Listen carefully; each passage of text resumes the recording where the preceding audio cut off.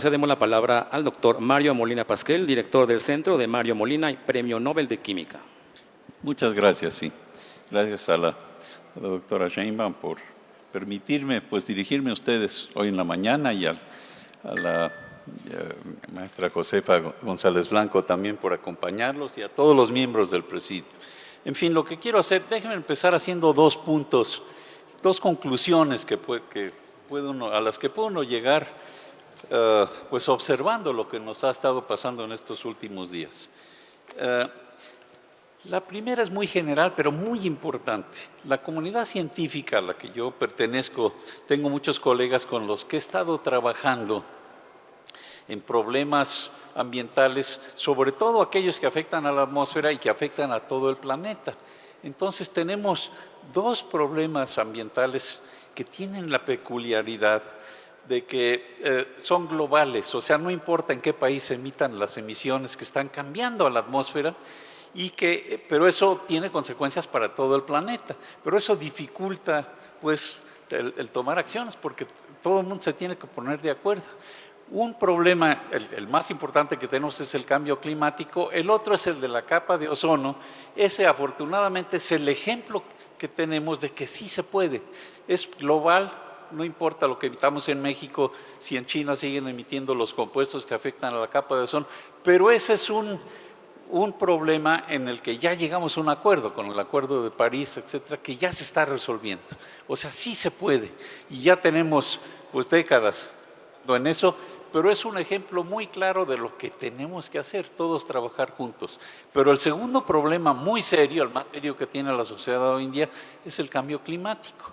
Y entonces, lo que ha estado, prediciendo la comunidad científica ya desde hace años, es que si no tomamos medidas que tienen que ser más drásticas de las que hemos tomado hoy en día, tenemos también un acuerdo internacional, que es el Acuerdo de París, pero apenas empieza con las medidas suficientes. Pero si no tomamos más medidas, va a seguir aumentando la temperatura medio de la superficie del planeta y tenemos consecuencias que son difíciles de predecir, pero algunas ya las sabemos muy claramente, como son tener eventos extremos de clima. Tenemos más huracanes, más sequías, más inundaciones, más olas de calor, donde gente muere en muchos países, etcétera. Son problemas globales. Pero uno de los problemas que sí habíamos documentado con mucha claridad es que al aumentar la temperatura se va a poner peor la contaminación de aire en las ciudades, porque es así, sí, la química detrás de la contaminación, depende de la temperatura. Pero una segunda proyección que también ya se está materializando es que van a aumentar los incendios forestales. ¿Por qué? Pues porque hay más sequías, mayor temperatura, etcétera. Eso ya lo vimos en Estados Unidos, en California, ya tuvimos en los años pasados un ejemplo muy claro de ese aumento. Pero aquí lo estamos viendo, esta fotografía extraordinaria que vimos hace un momento, es una indicación de que están aumentando estos incendios. Y lo curioso es que estas consecuencias se combinan y por eso tenemos esta situación muy especial en la Ciudad de México. Entonces, ¿qué podemos hacer? Yo lo que sugiero es que de lo que estamos aprendiendo podemos hacer cosas muy concretas. México es uno de los países líderes para tratar de enfrentar el cambio climático. Hay que seguir haciendo eso. Hay que seguir promoviendo el uso de energías renovables, etcétera, etcétera. Pero eso no va a resolver nuestro problema de calidad de aire a corto plazo, pero es algo importantísimo, sobre todo con la responsabilidad que tenemos para futuras generaciones, pero para nosotros mismos ya nos está afectando, son cosas que ya están pasando.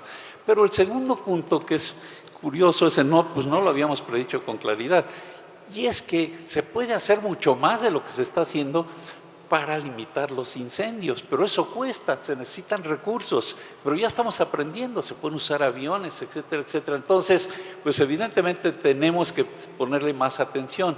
Pero un punto también interesante ahí es el siguiente: una buena parte de las emisiones y de los incendios que tenemos son por pastizales, son por prácticas agrícolas que ya son totalmente obsoletas, con la ciencia moderna sabemos que se puede optimizar la agricultura y no es necesario quemar los residuos para favorecer el crecimiento de los nuevos productos agrícolas. Esto se puede hacer de una manera mucho más inteligente, pero sin quemar y sin generar humo. Entonces, eso sería una recomendación que a ver si podemos promover, pero es un cambio cultural, no es nada fácil, pero tenemos que cambiarle la cultura pues a nuestros agricultores, los campesinos, etcétera, pues para disminuir de manera significativa el número de incendios que haya. Esas son cosas muy específicas que vienen con estos eventos que hemos visto, pero también aprovecho, como ya decía Adrián Fernández, el doctor Fernández, pues ya desde hace tiempo entendemos algo de la contaminación urbana. Nosotros hemos estado recomendando que ponerle más atención a las partículas pequeñas, porque eso sabemos ya desde hace tiempo por estudios epidemiológicos, etc. Ese es el problema más serio de salud pública. En México, está bien, se le hizo mucho caso al ozono, porque hace años, estamos hablando de 1 o 2 décadas, era mucho más fácil de medir y las partículas eran las pequeñitas, eran más difíciles de medir y por eso no se les había hecho caso.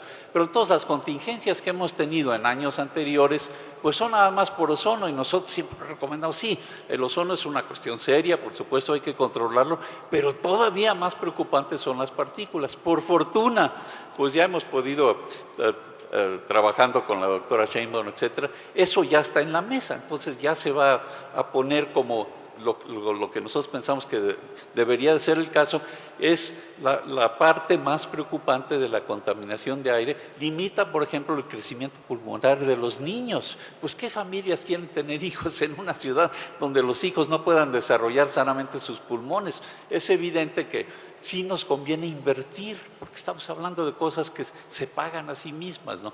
También hay, otros resultados, como la gente vulnerable de mayor edad, pues también hay mucho más fallecimientos por respiración de este tipo de partículas. Pero en fin, todo eso se conoce, pero la buena noticia es que ya se están tomando las medidas necesarias. Pero por último también aprovecho pues que la atención, digamos, que nos están poniendo, porque también hay que seguir tomando medidas de mediano y largo plazo, además de las que estemos tomando de corto plazo. ¿Cuáles son algunas de las medidas importantes? Pues tenemos problema de congestionamiento y resulta que eso está muy ligado a las emisiones del sector de transporte. Entonces nosotros específicamente estamos estudiando con más detalle el transporte de carga, que no se le había pegado mucha atención, es una de las posibilidades, se puede mejorar, pero también el transporte por automóviles, pues no podemos seguir con esa tendencia que siga creciendo y creciendo el número de automóviles en nuestra ciudad, porque pues, el congestionamiento va a seguir empeorando, pero por fortuna hay todo tipo de medidas que se pueden tomar. Pero una de las más importantes es tener un transporte público que sea muy atractivo de primera. Y claro, pues eso son cosas que platicamos y que estamos todos de acuerdo. Pero requiere inversiones, requiere recursos, pero son recursos que le conviene a la sociedad. Son inversiones estupendas porque así mejoramos todos nuestra calidad de vida.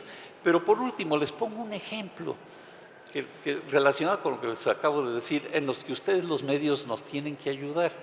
La única manera de limitar que siga creciendo el tamaño de la flota vehicular, el uso de automóviles, pues una de las pocas maneras imaginables es que tiene que costar cada vez más.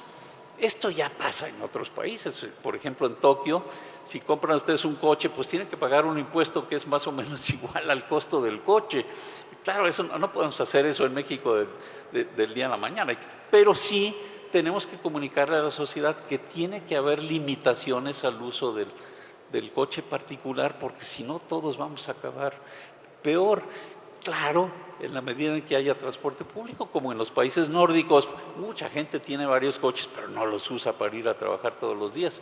Entonces tenemos que convencer a la gente de que no es un derecho humano natural sacar mi coche todos los días, ¿no? Porque pues, es como mi derecho es tirar basura por encima de la barda al vecino. No, pues hay que tomar en cuenta el vecino, no es un derecho, tenemos que trabajar juntos. Entonces, todo esto, el mensaje importante es que tenemos que ser una sociedad inteligente, que trabajemos juntos, empecemos a ver medidas del futuro como coches eléctricos, medidas como usar transporte público más eficientemente o usar automóviles inclusive más eficientemente. Una digamos, observación positiva. Resulta que ahora muchos de los jóvenes ya no les importa tanto tener coches, ya están de acuerdo en que pues, lo que pueden hacer es compartir, llegan igual de rápidamente, etc. Pero ese es un cambio cultural y ustedes en los medios nos tienen que ayudar con estos cambios culturales para que la sociedad acepte pues los cambios con los que estamos trabajando con las autoridades, en este caso con la Ciudad de México y el Estado de México también. Los dos tienen que coordinarse, pero esperemos que podamos trabajar juntos y que todo esto lleve a una mejora, no nada más en unos cuantos años, que sea una mejora, pero que sea permanente y que continúe con los gobiernos futuros. Ahí le paro, gracias. Agradecemos las palabras del doctor Mario Molina Pasquel, director del Centro Mario Molina y Premio Nobel de Química. A continuación, cedemos la palabra